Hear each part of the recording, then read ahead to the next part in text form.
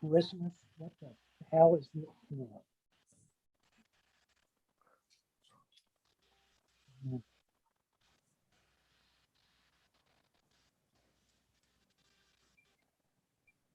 I'm getting older, but I'm too young to be having a damn heart attack over this football team. Jesus.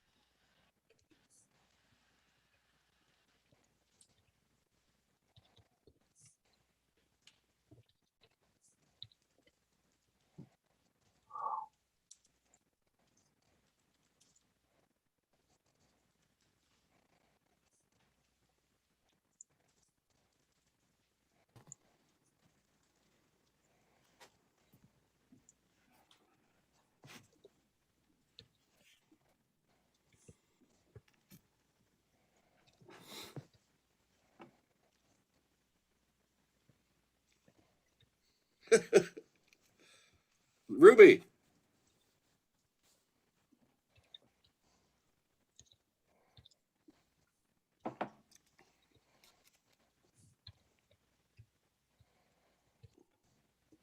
Call timeout. That's interesting. Give it to me. All right. With 1 second Now, to go, see, so Cleveland takes the timeout. Now they got an opportunity to go to the sidelines and make a decision. Now, 23 seconds left to go. The clock will be stopped on the change of possession if Cleveland does kick. Well, they've got 2 yards to go. Why not gamble on the snap to the fullback? Snap to the fullback, and you go, and if you got the first down, the game is over. Well, because they're not going to be returning the ball. They're going after it. They're going after it by rushing the kicker. They got 11 men up there trying to block it. That's their only hope right now. And in addition, Dick Ambrose is the blocking back. High snap. Just a lazy floater that goes into the end zone. All right. You'll watch the Cleveland Browns secondary. They will be 30 yards deep, I'm sure, saying, all right, let them catch the football. We're not going to create any penalties, and we'll tackle them with 14 seconds and no timeouts. They got 3 men on the side. That's what they're going to do. They'll go deep to the far side.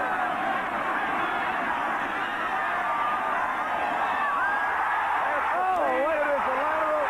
5 seconds, 6, and out of bounds. They are at the 46-yard line of Cleveland. They have 5 seconds. And what about that from Bud Grant? They call him Mount Rushmore. 39 yards. The old flea flicker pass is what it was, throwing it and lateraling it back to the trailing back, and it worked that time 10th round. Number 23 taking it down. They've got another shot, Charlie. Now they're going to throw that ball up in the air and hope for a miracle, either a catch or a defensive penalty. Art Modell is worried, and you can see why. 5 seconds to go. A 20-yard pass, sideline, 15-yard pass, stops the clock with 1 second to go. Field goal would win it. Up in the air. Going deep. They're hoping. Tip, caught, touchdown. You're kidding. The Vikings, they win it. Time is run out. Minnesota, they are the champions. Ahmad Rashad.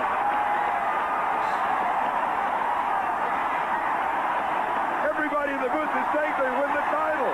I've already told you, they win the title.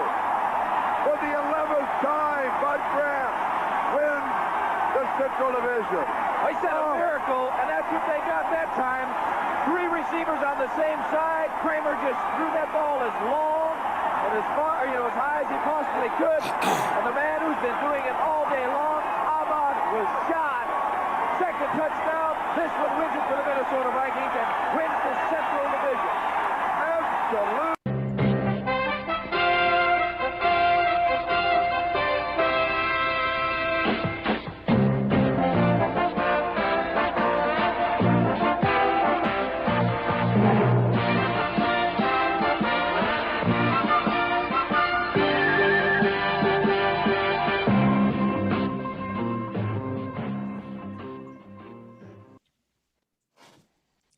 Well, hi, everybody. Good afternoon. How are you? Welcome to Vikings Report Rewind. I'm your humble host, Ted Glover. With me, my usual gang of suspects, the estimable Drew Bunning, my partner in crime on Vikings Report with Drew and Ted. The gal in the background, she's not on camera right now, but she's making this all happen. Ruby, the talking cat Tootses, and our Kaiser Sose of Vikings Report Rewind, Christopher Gates. Gentlemen, the Vikings win 19-17 on a last-second field goal by Greg Joseph. Does this feel like a win, Chris? Does it? Does it really? It certainly does not. Holy crap. This team, I don't get it. The Detroit Lions came in minus so many players. They were down their best pass rusher, their top two corners, and God knows who else. And the Vikings should have lost this football game. I mean, they got 100+ yards from Alexander Mattison. Justin Jefferson had over 100 yards at halftime. And yet this team had to struggle to get to 19 points against the Detroit Lions and get a win. No, it doesn't feel like a win. It's bad.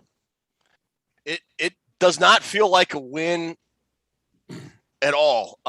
Drew, let's go back to our game preview from Vikings Report from a couple days ago. You thought the Vikings were going to win comfortably, and I thought there was going to be some weird thing that happened. I don't know, man. What are your thoughts on? What are your feelings towards this win? I mean, it was a win. The Vikings did win the game. What are your thoughts? Well, again, it was comfortable, and I really don't know where Chris Gates is coming from because we blew out Detroit today.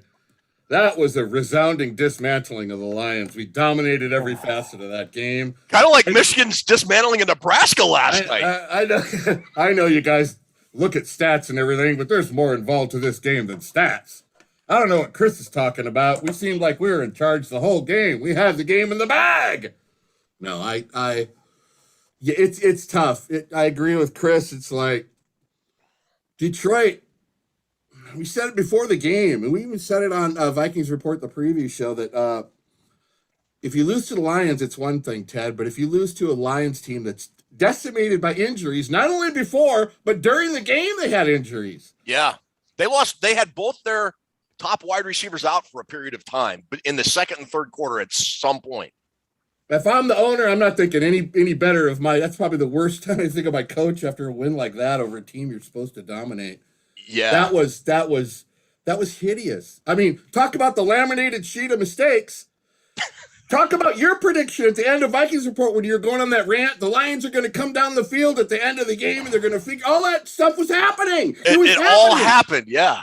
And when it was 16-6, the Vikings took that laminated sheet of mistakes. What can I do? What can I do to screw this thing up? Oh, wow, man. It was unbelievable. It was like Chris is right. We should have lost that. Should be a loss. It all goes back. We talk about this every week. It goes back to coaching again. I mean, look at that play right out of the 2-minute warning where they handed off to Alexander Mattison. Oh.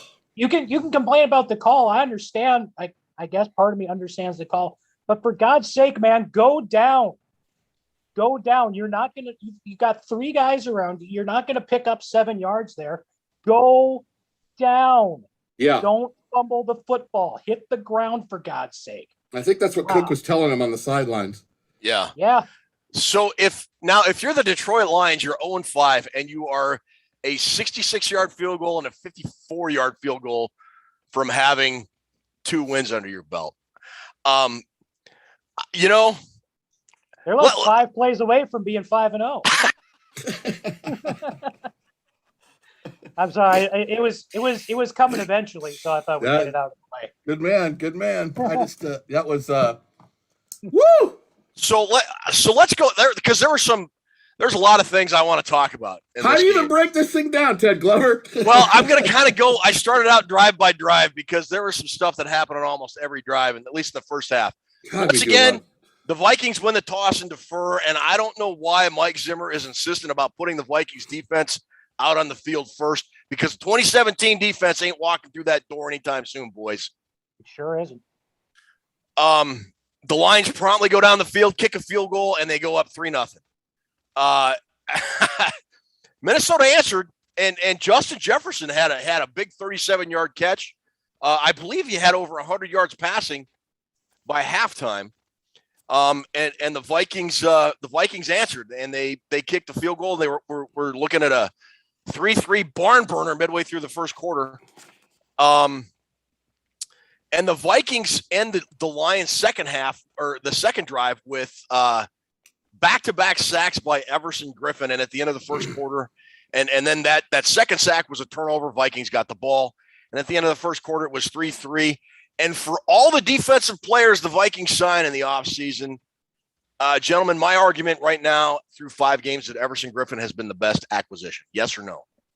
Yes. No, can absolutely agree with that. Hey, we all agree. Absolutely. That's a good start to a show. Yeah. Ted, might I add, your hairstyle looks pretty good today. You did a hell of a job getting that. Thank you. I actually showered today. I had to do some work in the yard. Oh, man. Vikings won and Ted took a shower. Yeah. Let's light this candle. Let's go, baby. Let's go.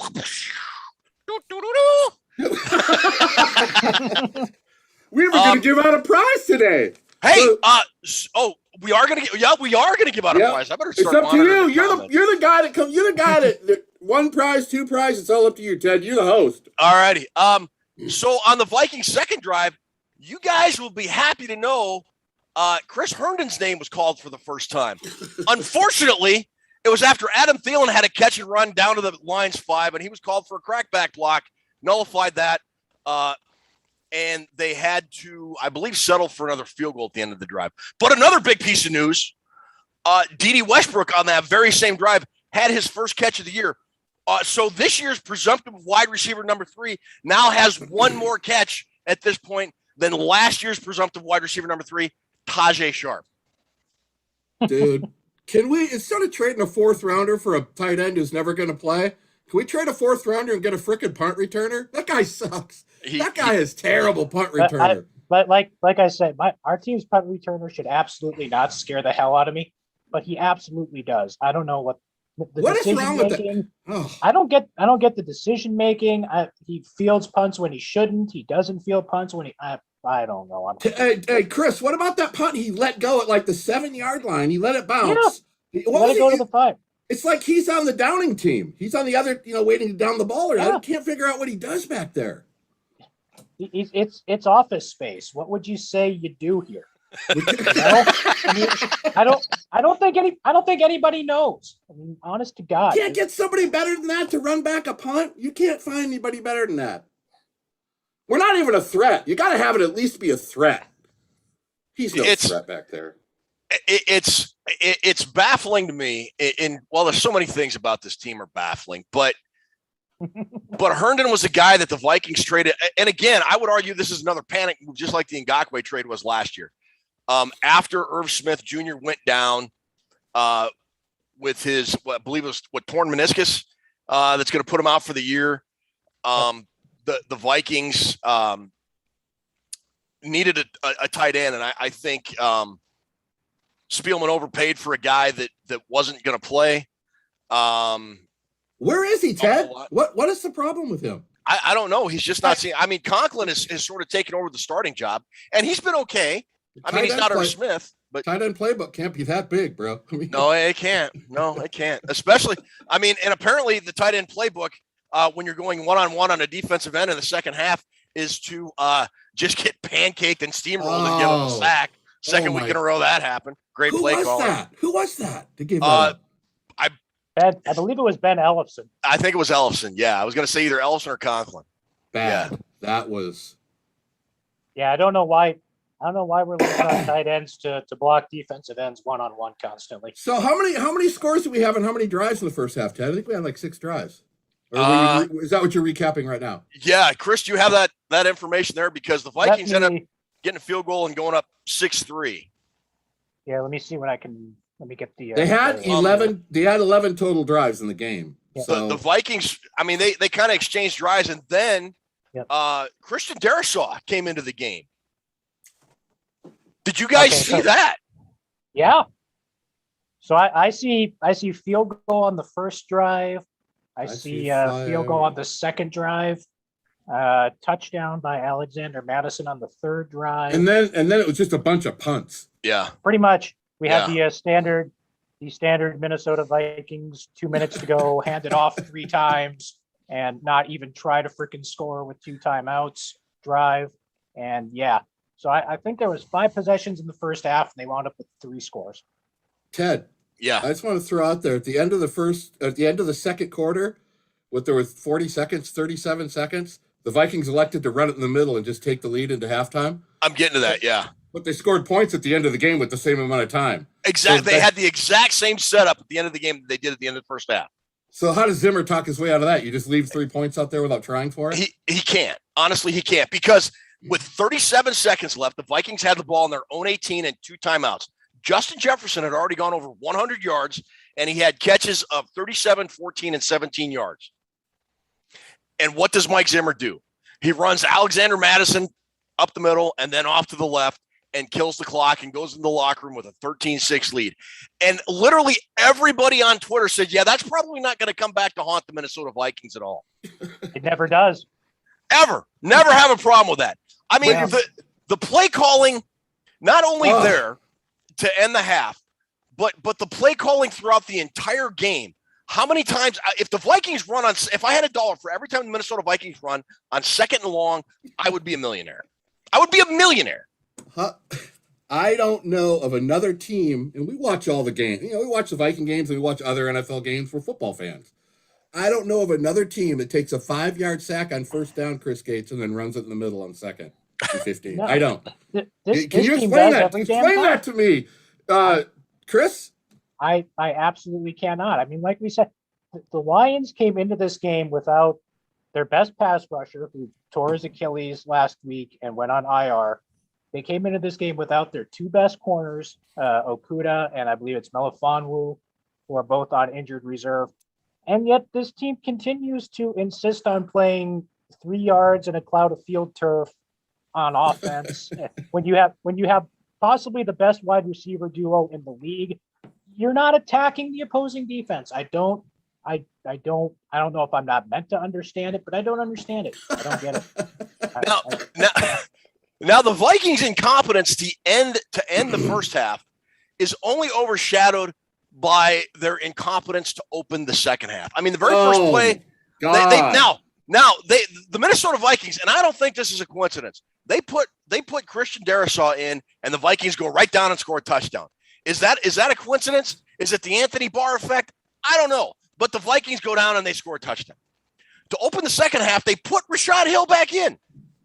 Rashad Hill immediately gets blown over like a garbage can in a hurricane, gives up a 5-yard sack.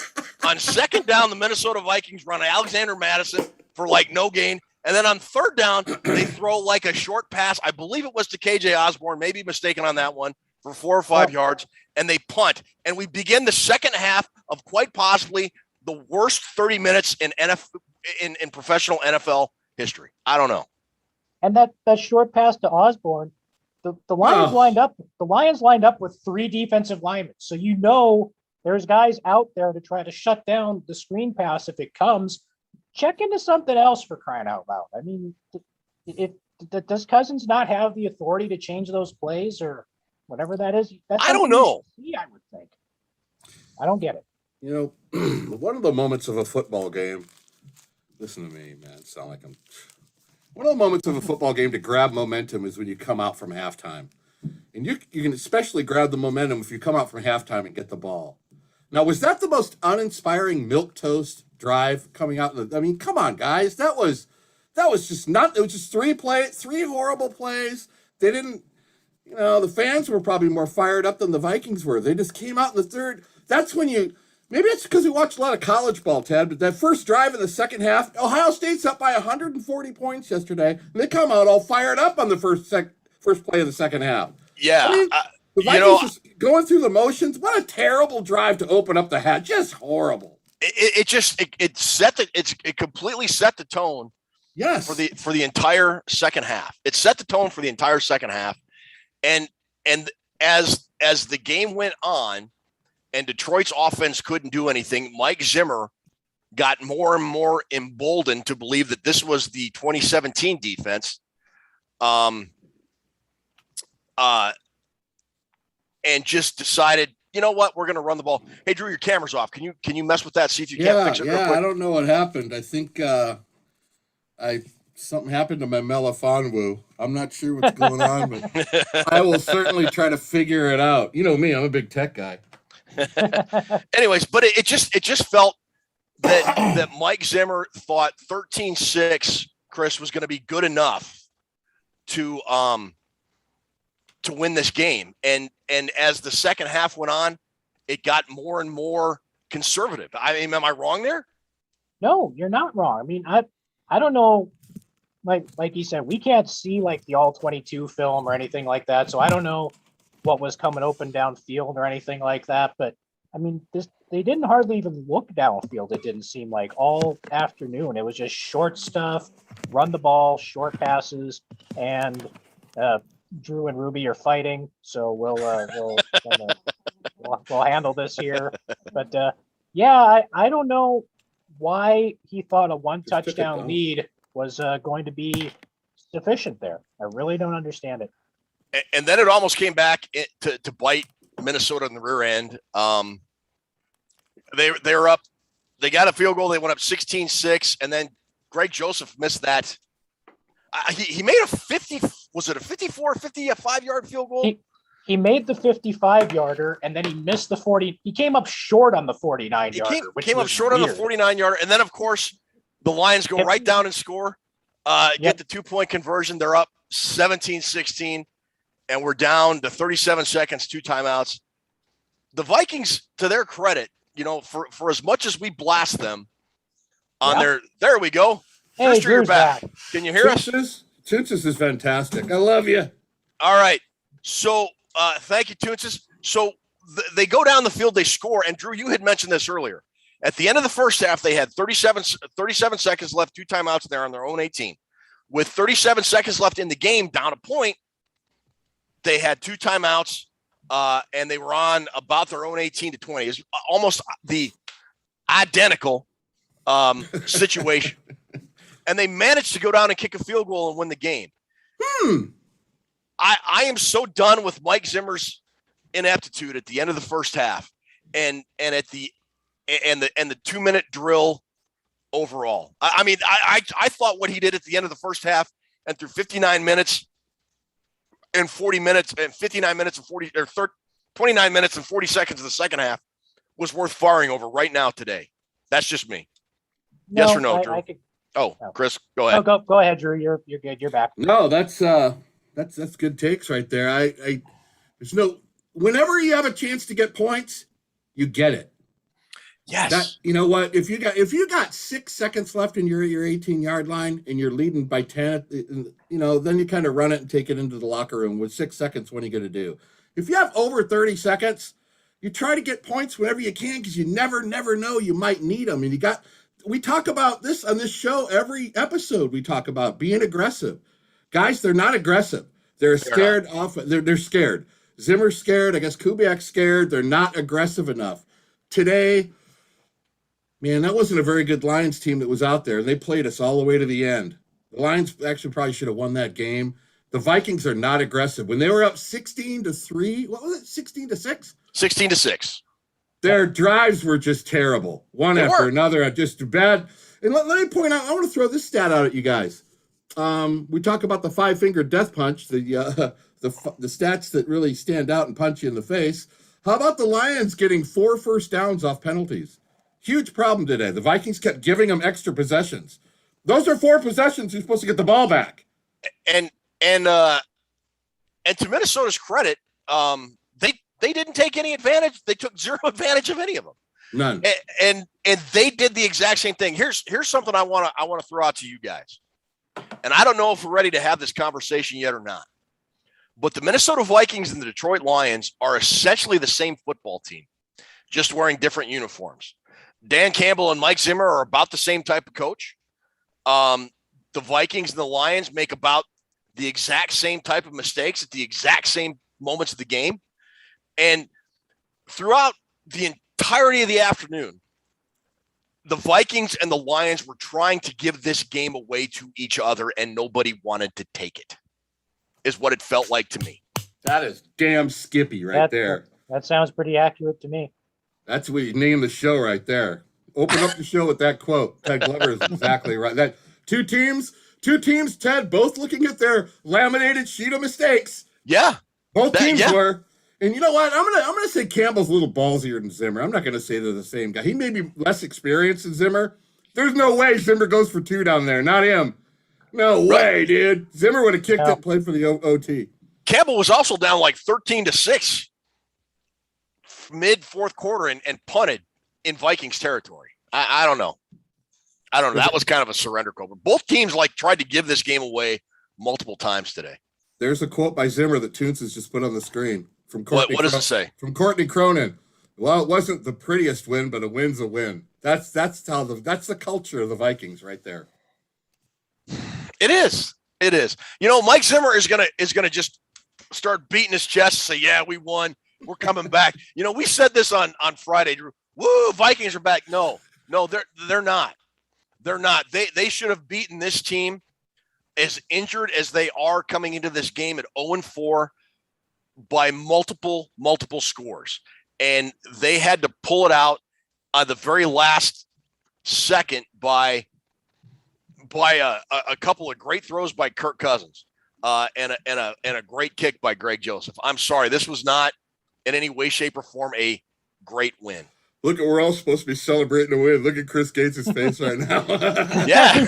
You know what? Hey, go ahead, Chris. But if Joseph hits that field goal, it makes it 19-6. My 14-point prediction's almost perfect. Mm-hmm. They had a chance. They could have played right into it, but they blew it because they hate me. No, Ted's exactly right. I mean, with all the injuries the Lions had, and the Vikings are at home and all that other good stuff, they should have gone out and absolutely shit hammered this team. and they didn't. They didn't. They should have won this game by 20 points. Yes. And how fired up can you get for a win when you beat a team that's now 0-5 on a last-second field goal in your house in a game you probably should have lost just because you screwed up so terribly at the end? I mean, it's hard. Wins are nice and everything, sure, but it's hard to get fired up over a win like this. Yeah. You know what I don't get, guys, and maybe you can explain this too, but you know that last drive when they drove it down to kick the field goal? The Vikings to win the game? Yes, they were 100% intensity going well. They were fired up. They were aggressive. They were moving the ball because they knew they had to. It was the last chance. They're going to get pushed over the cliff. This is the last chance. They move it down there, and they get 3. Why not? Isn't that how the offense is supposed to churn the whole game? Isn't that how they're supposed to be the whole game? They're supposed to have that kind of attitude every single drive, and I only seen it on the last drive. All right, guys, let's go. We got to get the ball down there. They're all moving quickly, moving with intensity, and it's like, that's what you're supposed to do every time you get the ball back. I mean, come on. Here's among a myriad of things I don't understand in life, especially about this friggin' franchise. And they are legion at this point. At halftime, Justin Jefferson, I wrote it down. He had, I want to say, five catches for 104 yards. He didn't catch his next pass until there was under 4 minutes left in the third quarter. When he and the Lions, we talked about how hit they had been by injuries and how depleted they were. And Justin Jefferson was chewing up the Lions secondary in the first half. Mm-hmm. Why they ignored him going into the second half is absolutely beyond me. No, I don't Anybody? get it either. I mean, Bueller? the guy, he had 100 yards in the first half. I'm over here looking up, Vikings single game receiving records and stuff like that because I thought Jefferson had a chance to at least threaten it or whatever. But no, he had 20 yards the rest of the game on 2 more catches because I don't understand how this offense operates half the time. I don't. It's the team. It's the team culture and the team coaching scared and trying to sit on a lead. Zimmer raises his hand and says, I'm going to tell you how we're going to win this game. This is how we're going to do it. We're going to go into this prevent offense. They didn't attack. They're not aggressive enough. They're not aggressive enough on either side of the ball. But the offense today, he got a lead, 10-point lead, and we're just going to run the ball in the middle. I don't get it. I would be. I don't get it either. Maybe he needs to watch some college football because those sons of bitches are aggressive. All those teams. Now, before I want to talk about the Anthony Barr effect, but real quick announcement. Ruby wants me to let everybody know that we are going to give out a prize today, but she has picked a random number in terms of comments. So X number commenter wins a prize. And as dissatisfied as we are with this prize, it just may be a pair of underwear or socks. We don't know, but you're going to get a prize. Yay. Yay, yay, Vikings. They win 1917. Enjoy your underwear. Enjoy your socks. Maybe a packet of T-shirts. They're not going to be Vikings T-shirts. They're not going to be cool T-shirts. They're going to be plain white Hanes T-shirts. They might even be a size too small. But you're getting a prize because the Minnesota Vikings won. And we're happy about it. Damn it. Yeah. All right. I don't mean to sound like I'm being harsh over a win, but man, you should be. You what absolutely what are we pussyfooting around for? Go after them. Like you said with Jefferson, he could catch the ball at will and they just stop doing. The Lions are probably going, what the hell are they doing? They could be chewing us up right now and they're not doing it. I don't know. Thielens' first catch of the game didn't come until 59 minutes and like 30 seconds into it. I don't get it. I just don't get why this team gets so conservative the minute they get a lead. And yeah, it's Detroit, but anything can happen. And then when Madison fumbled, it was an absolute disaster. And by rights, the Vikings should have lost this game, but they won. So yay, they're 2-3. Okay, fine. Ted, but that last drive, and I'll bring it up again, that kind of what is the word? Urgency. You got to have that kind throughout the game, not just the last drive. Look at how when they're urgent, look how they move the ball. 3 plays and they're in field goal range. But why not do that during the game? It's beyond me, the thought process of this team sometimes. Chris? I can't remember who said it on social media, but I think it was a pretty perfect summary of like you guys talk about the culture all the time. The Vikings seem to be more obsessed. I don't know if obsessed is the right word, but more willing or more wanting to avoid failure than they are to pursue success. Yes. And that's like you said, that's the code. There's no urgency until the end where, if you throw an interception on the last drive, it doesn't matter because you're going to lose anyway. So you can just kind of be loose and do whatever. They need to do that all the time, and they don't. And let's be clear, avoiding failure and succeeding are two completely different things. They absolutely are. Avoiding failure is playing not to lose, which is what the Vikings did today. Absolutely. Playing to win is what the Vikings had to do the last 37 seconds of the game. Those were two completely different teams from 59 minutes and 40 seconds to the last 40 seconds of the game or whatever it was. And I don't get why, if you're part of the Church of Jesus Mike and Latter-day Rubes, I don't know why you still are. That means you got to give out 2 prizes. That's too good. Yeah. Right all right. Is that the Book of Zimmer you're reading from? Or yeah. Very nice. That's just me, the holy hand grenade of Antioch. I don't know, man. But if you are still in the Church of Jesus Mike and Latter-day Rubes, I don't know why you are, because this game today proves beyond a shadow of a doubt why Mike Zimmer should no longer be the football coach of this football team.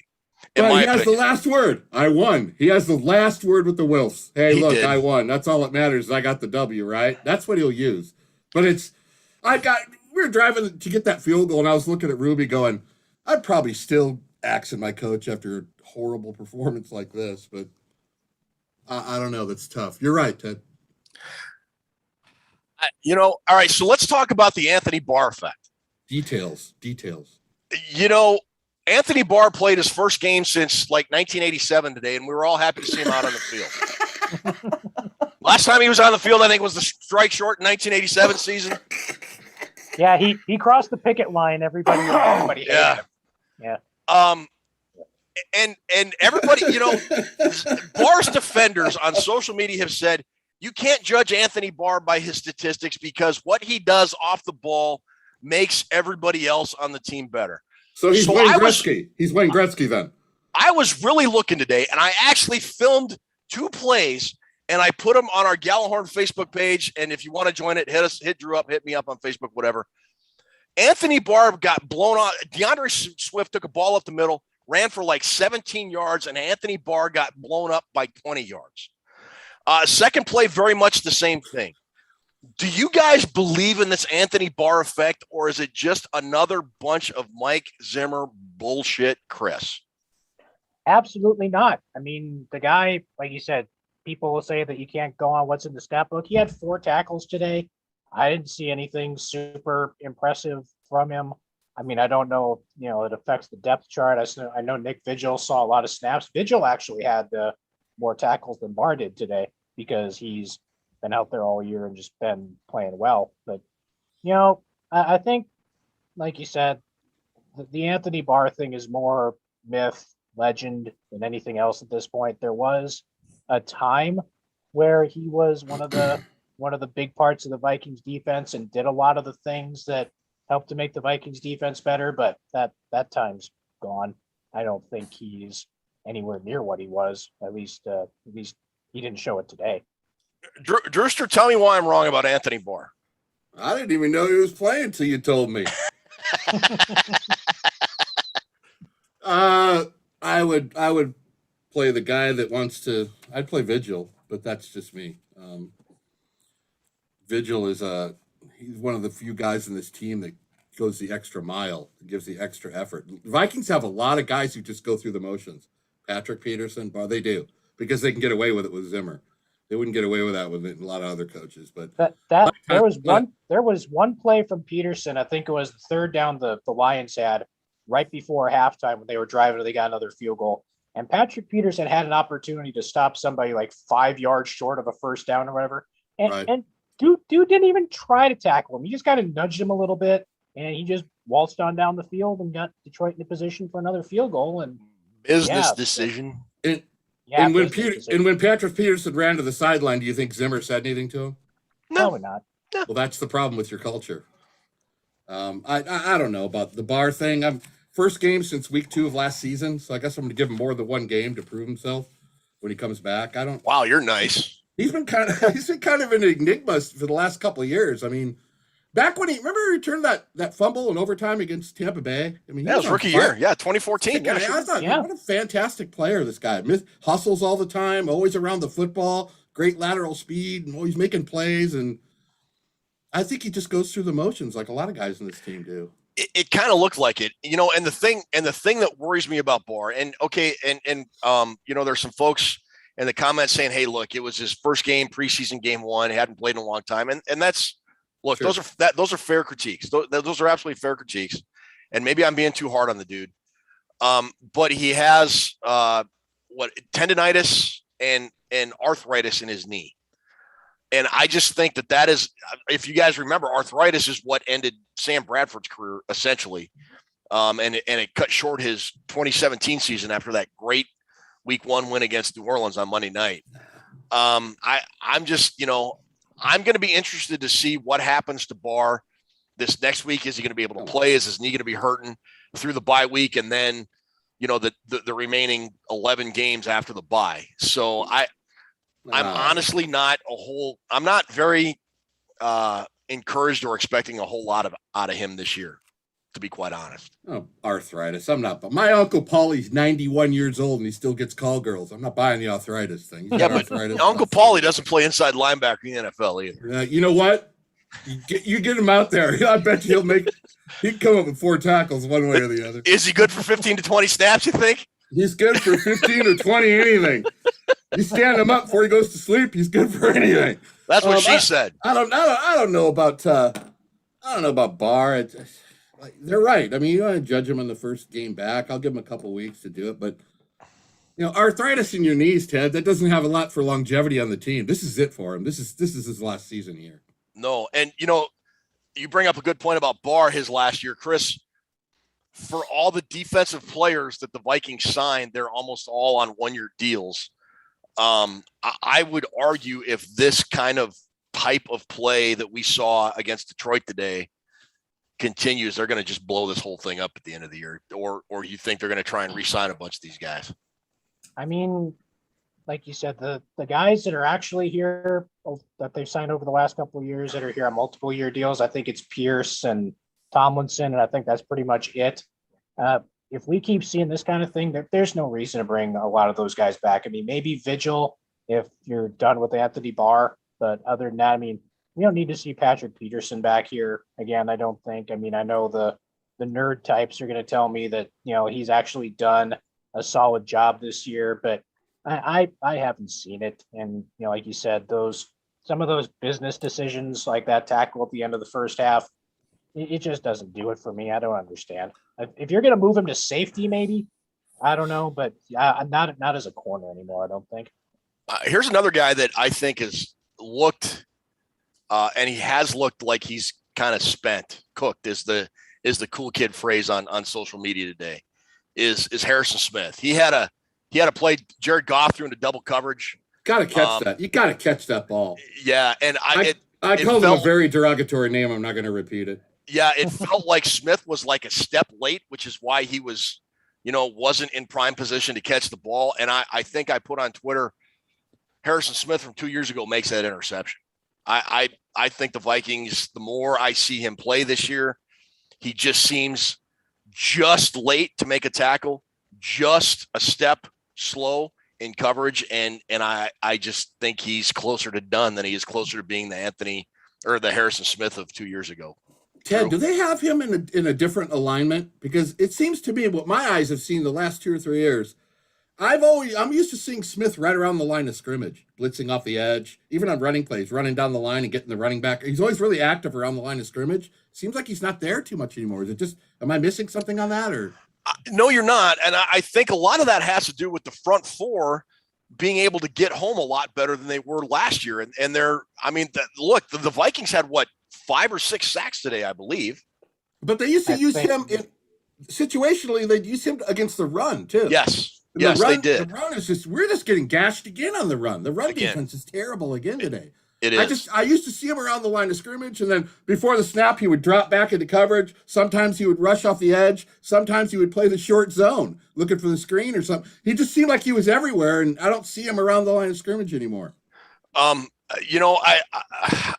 So I kind of find myself in this position with the Vikings.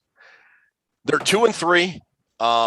They beat Seattle, which looks to be not a very good team. They beat a pretty bad, they beat a mediocre but beat up Detroit team by the skin of their teeth today. And if you look at their schedule, they're at Carolina, then they have their bye. Then they are home against Dallas, on the road against Baltimore, at the Los Angeles Chargers, Packers at home, at the San Francisco 49ers to finish out the month of November. It's tough. That's a tough haul. That's a pretty tough stretch. Yeah, and before they meet the Detroit Lions, this time on the road, December 5th in Detroit. This team to me feels, with the exception of a couple players on offense, I think you can probably add Christian Darrisaw into those players on offense. Just a couple guys on defense, that this team is old, not very well disciplined, and up until December when they go to Detroit, I'm not sure they're going to be favored to win any of those games. Do you guys, Chris, do you think they will be? I'll rip them off again so you can mull this a little bit better. At Carolina next week, home against Dallas, at Baltimore, at the Los Angeles Chargers, Packers at home, at San Francisco. They might be favored in the game against Dallas, only because they're going to be at home. All the rest of those games you mentioned, they're going to be the underdogs going in. I mean, they're not going to be favored at Baltimore. They're not going to be favored at Los Angeles. No. Depending on how the Packers look, maybe, but I doubt it. And they're not going to be favored going to San Francisco. So, yeah, they're going to be the underdogs in at least 5 of their next 6 games, and possibly all 6, depending on how the line for the Dallas game breaks. Drew, what do you think?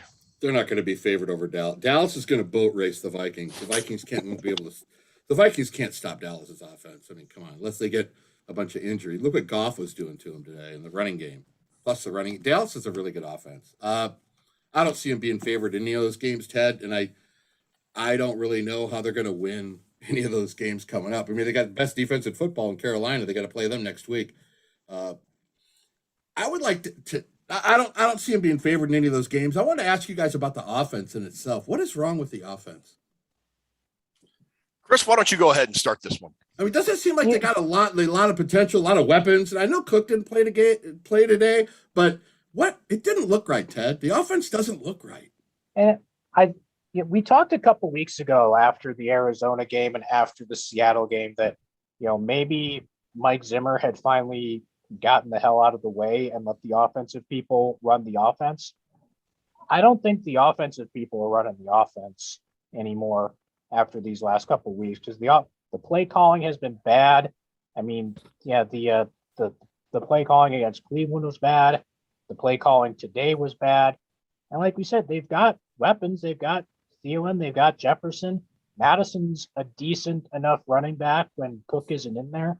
And I don't understand the play calling that looked so good after the Arizona and the Seattle games has just gone to crap the last couple of weeks. And I don't know if Mike Zimmer's back to exerting his influence over the offense or if, those 2 games from Clint Kubiak were just an illusion for what this offense is going to be. But they are not nearly as aggressive as they should be with the kind of players they have on this offense.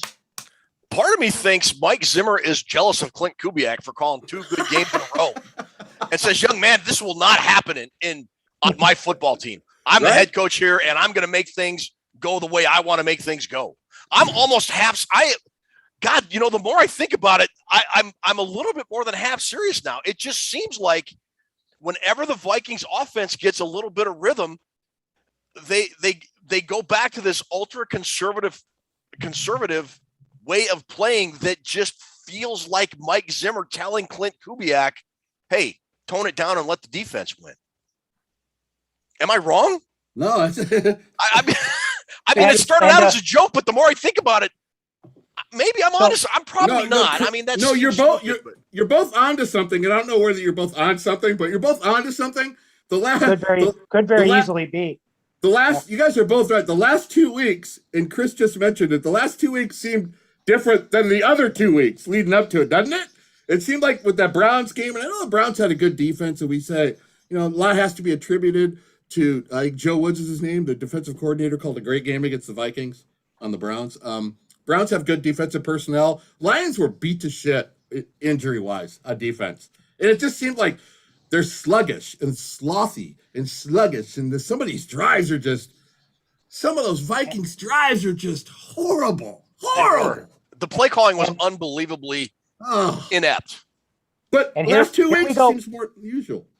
And here we go again. Ruby just passed along the quote to us from Zimmer from the post-game show, from the post-game presser. Zimmer says, quote, outside of one series, he didn't think the offense was too conservative. I don't know what the hell series he thought was too conservative, but this just sounds like Zimmer basically saying, bro, wasn't me. I didn't do it. This is not my fault. Send me some of that spleef, brother, because that is your high. What is he talking about, Chris? Like he said, outside of one series, I don't know what series he's even talking about because the whole damn thing looked too conservative. I mean, Jesus, God Almighty! I watched the whole game. I don't know what damn series was not conservative. I am so happy that Chris Gates is on this show, man. He's the best. You are the best, buddy. So God, all right. So here's the Vikings. Here's the Vikings possession. Ted's sitting there going, "I can't. Oh my God, how do I have to be a host of this team?" I love it. I absolutely love it. But go ahead, give us the drive breakdown. The Vikings ball possession and drive chart. So let's see. Field goal, touchdown, end of half. Punt. Here's the second half. 3 plays punt, 3 plays punt, 7 plays interception, 3 plays punt, 10 plays field goal, 4 plays missed field goal, 3 plays fumble, 5 plays field goal, end of game. So they went 4 straight possessions out of the second half. Punt, interception, punt. But other than that, it wasn't too conservative. 3-place punt, 3-place punt, interception, 3-place punt. Shut up! Are you kidding me? Are you even kidding me right now? That one drive. Take that one drive out. God. Which one? I don't even know which one. Whatever. Just terrible. Just absolutely terrible. It's almost like, all right, we had 16 points. We got that 10-point lead. We're gonna try our best to hold on to that little lead. That's what they do. They don't try to add on to it. Come on, man. The only time the Vikings look to score more points than they should is when they get into a shootout and they get down 10 or 14 points and they have to play catch up. Anytime they get a lead, what you saw today is what the Minnesota Vikings do, whether they're playing the Tampa Bay Buccaneers, the Green Bay Packers, or the Detroit Lions. And almost 9 times out of 10, when you play not to lose, you're going to lose. That game was over on that 4th down play when Goof got sacked. Remember who sacked him? Number 98? Who sacked him? It was DJ Wanham. Yeah, it was. It should have been. It should have been. Any other team? Well, besides a choice few, that game is over. Done. That game's over with right there. But no, give me that laminated sheet, Ted. Let me find something on here. And like you said, the play after the sack, I believe the sequence was. I don't have it in front of me, but I'm sure they ran it a bunch of. They didn't take a shot into the end zone. For crying out loud, try to put the knife into this freaking team and end the football game. Do not just hand the ball off and slam it into the line 3 times and play for a field goal. Throw the damn foot. You have the possibly the best wide receiver duo in football. Throw the damn ball. You have a chance to dagger them, Chris. Where's the dagger? Dagger them. Kill them. Put them out of their misery. They don't do it. They never do it. No. When is the last time the Minnesota Vikings went out and just beat the tar out of somebody? It's been a long damn time. I can't even tell you the last time it was. Folks, hey, I don't mean to interrupt, Chris, but we just got a spicy tweet from Bashad Breeland. Oh, Jesus. Ruby, thanks for this good find on Twitter. But he says, and folks, pardon the vulgarity that's inbound, but I'm reading this verbatim from Bashad Breeland. At Bree2Land6, I'm convinced y'all love Mike Johnson in y'all mouth. Enjoy the win and shut TF up. Shut the F up. Wow. Is he in the room? Is he in our room right now? Because I want to chat with him. I'll tell you what. That's exactly what the Minnesota Vikings of our youth did to really endear themselves to the fans. And that's why they're so memorable and legendary, and they've passed almost into mythology in this day and age. They said things like that to the fans on social media. Unbelievable, dude. Are you kidding me? That is, she just sent that to us.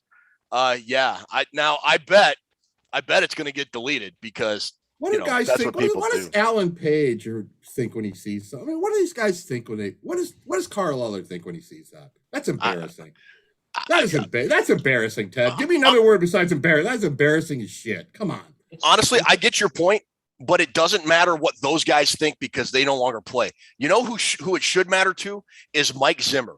And will it matter to Mike Zimmer? This is my question. Will it matter to Mike Zimmer, Drew Bunting? Will it matter to Mike Zimmer, Christopher Gates? No. Probably not. No. And that right there is what is wrong with this football team. Not that you can say whatever you want to on social media, but this team, I mean, earlier in the week, Bashad Breeland was asked about, hey, how's it feel to be like literally the worst ranked cornerback via Pro Football Focus? And he didn't have a problem with it. And then they asked Mike Zimmer about it later on, and Zimmer didn't have a problem with it either. And I'll tell you what, being okay with being bad is what is the friggin' problem with this football team. And it's going to continue as long as this current coaching staff and these players the coaching staff is okay with the players thinking this way and letting crap like that slide. Preach it, baby. Preach it. Yep. Say it all again. Say it all again. Say it all again. That is exactly right. There's probably people commenting on the show right now saying, geez, guys, we won. Lighten up a little bit.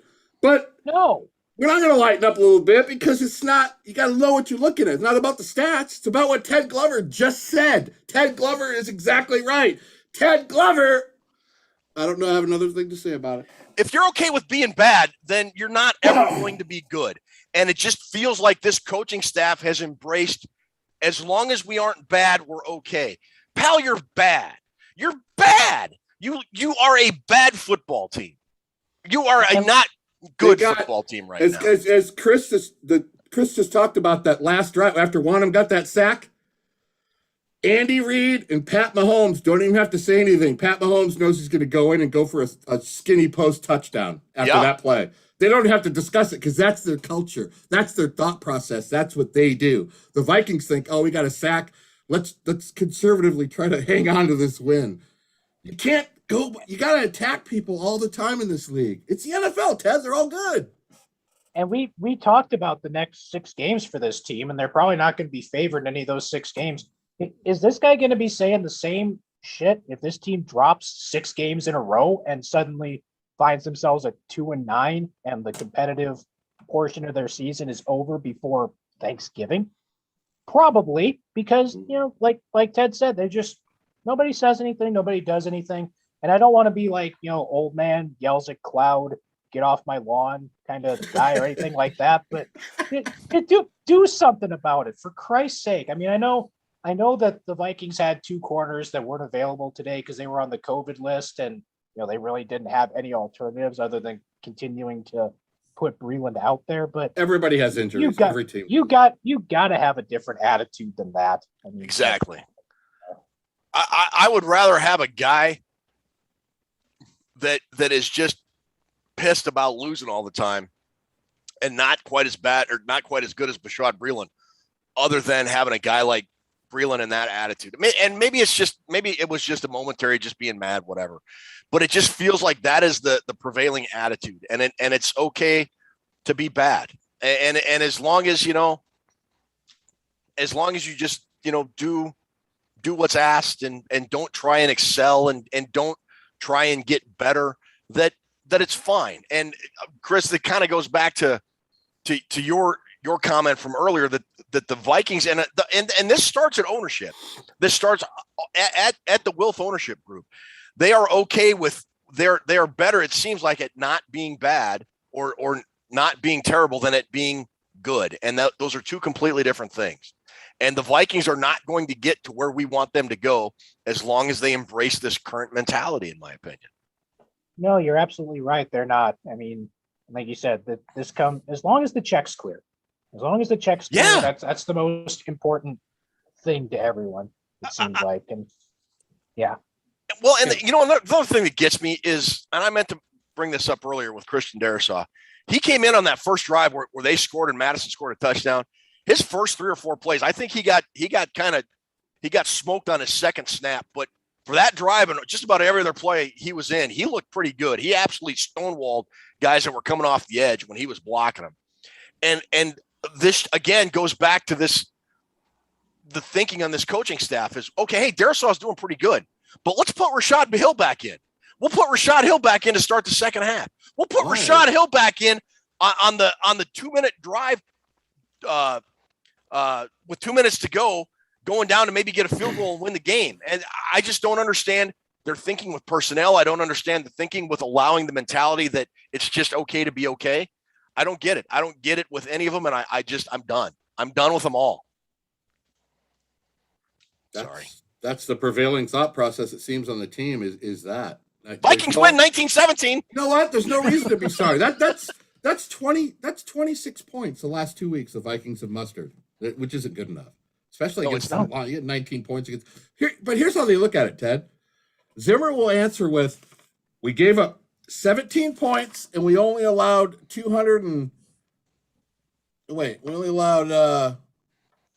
what was the total? 268 yards. We allowed 268 yards and only 19 points. I don't know what you guys are looking at, but that's pretty good. That's a win. That's pretty. See, they don't look at the whole inside of the thing like we're trying to always bring up, is that was a shitty performance and you happened to win because you were playing a shitty team. Yeah, you played a team that out-viewed you. Yeah. Pretty much. Yeah. And the Vikings did everything they could to give that thing away, but they did. The Lions couldn't even take it from us. They couldn't. And they should have lost that game last week by about 20 points. And the only reason they didn't, because even Baker Mayfield came out last week and said, I played like ass Yeah. last week. And if Baker Mayfield hits even some of those throws, they lose that game by 20 points, and nobody's talking about how anything's good enough or whatever. But It's not good enough. It's not good enough. It's not.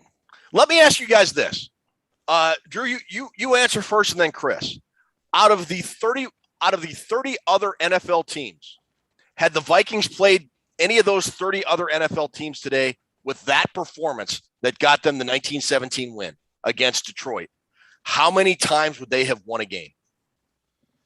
They would have only beat the two teams that played in London today. That's the only other teams they could have beat today. Chris? Because those two teams stunk.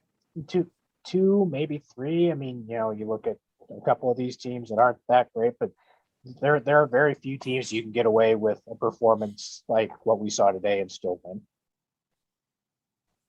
That's kind of what I think. Yeah, no, it's not. And I guess I should be happy the Vikings won. They go to 2-3 on the year. But it doesn't feel like this team is heading in the right direction at all. They can't even let us enjoy the wins. No. Seattle win was enjoyable. It was. Yay! But, that's 3 weeks ago now. We're supposed to be sitting here talking about the Vikings scored 44 today. They're back in business. They kicked the Lions' ass. And here we are talking about last-second 85-yard field goal, whatever the hell it was. I mean, come on, dude. Jeez. What the hell just happened? What are they doing out there? Not that Vegas means a whole lot for any of this stuff. By the time this game kicked off, the Vikings were a double-digit favorite over the Lions. They were a 10-point favorite. You should not be doing this against teams you are favored to beat by double digits. Why do they dial it back, guys? When you're up by 10, why do they dial it back? I know I keep sounding like a broken record, Ted. Why can't they just be aggressive more? Mike Zimmer is scared, I think. He feels that if they get aggressive, they'll turn the ball over. Or you'll get a bigger lead. Or you'll God damn it.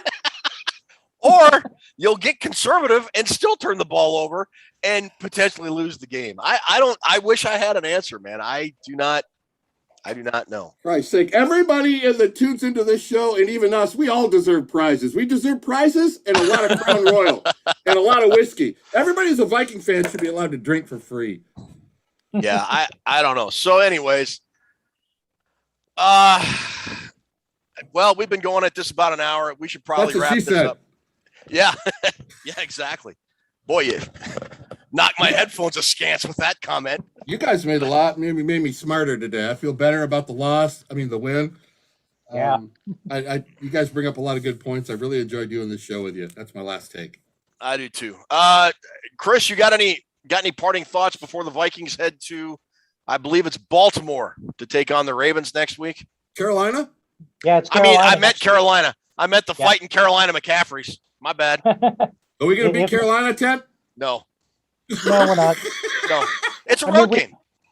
We say that this show might be more fun, might be more enjoyable to do after a loss than after a win. Well, I think we're going to get a lot of practice doing this show after a loss over the next 6 or 7 weeks here, because I think it's going to get ugly for this football team, particularly if they can't figure out what the hell they're doing on offense. They run it in the middle a bunch of times next week. They're not going to like the outcome of that game. And early word is I saw, and I don't know how this will play out in the coming week as we head to the game against Carolina, but it looked like Christian McCaffrey was back on track to play next week, and he should be back to 100% healthy. And that, the Vikings run defense, $50 million run defense to play worse than they did at this time last year, it isn't doing anybody any favor. You know what? Dexter Bussey could have got 100 yards today against Dexter Bussey. How's that shot for the past? Billy Sims post-knee injury could have gotten 120 yards. Are we giving away a prize today, or is that live announcement or after the show? T. Kubler, I made a comment out on the show, but T. Kubler, you are our winner today. Get a hold of Ruby at Vikings Report with Drew and Ted at gmail.com to get your underwear and t-shirt headed your way. Skull Vikings, baby. All right, Drew, Chris, Oh. give us your last comments and let's get out of here. Call it a day. I mean, a win is a win. I can't remember the exact Uncle Paulie quote, but yeah, A win's a the win win if is- it's hanging off the ass of a cow. that's what it was. I mean, Yeah. the win is a win, and the Vikings are 2-3, and yeah, we should be happy. We're not happy. We got really good reasons for being not happy, and I just don't know what to make of this team anymore. I mean, it's not what it should be, and that's depressing. But we got to win for this week, and that's about the best we can hope for. Drew, before you wrap this up, Nick Howard has me absolutely laughing. Nick always has us laughing, man. That guy's awesome. This was a celebration of life today. Nice. Is that worth a prize, you think, too? That's worth the prize. All right, Nick Howard, you win a prize. Whatever. All right. That's beautiful, man. Matter of fact, I'm going to use that for my last comment. All right, Drew, get us out of here. Everything Chris just said, the Viking game is always an adventure. And it's going to be funny. We're going to be up on Carolina by 14 in the fourth quarter, scratching our head going, how the hell, why does this team do this to us? They'll figure out a way to play their ass off next week. I don't know how, but I'm looking forward to doing the next studio show with you. Like I said, this team is always an adventure. They did get the win. It was ugly, but you know what? Thank you, everybody, for tuning in to Vikings Rewind. We like doing this live show after every Vikings game, regardless of how it comes out. But thank you. I just want to give my time to the viewers who chimed in with us and commented with us and joined us for this show. And thank you to you and Chris Gates and Toonses. Ruby, thanks for doing this. Chris, Drew, it's always a pleasure. Don't forget, Vikings Report with Drew and Ted, our weekly show, will be back Friday morning, 10 a.m. Central Time. And next week, win, lose, or tie, we will be back here right after the Vikings at Carolina Panthers game, which is set to kick off at, here we go, set to kick off at noon next Sunday. So 3-ish Central Time next Sunday, we will be back and we will be discussing an improbable victory or oh my God, how do they piss it down their legs this week? I don't know. We'll figure it out. It starts at 3:00, so our first 3 and out will be 3:02. Yeah, no, game starts at noon, so the first 3 and out will be like 12:03. And then the next 3 and out will be like 12:08 because the Panthers will take 8 minutes of clock and go down the field and score. It's not about the stats, though, Ted. Don't always read it into it. Yeah, you guys are all worried about the stats. It's more how they look. Chris Gates, besides that one drive. Outside of that one drive, it wasn't too conservative. Jesus Christmas. All right. For Chris, for Drew, for Ruby, thanks, everybody. We really, really appreciate it. And we will see you next week. Cats on the flip-flop later.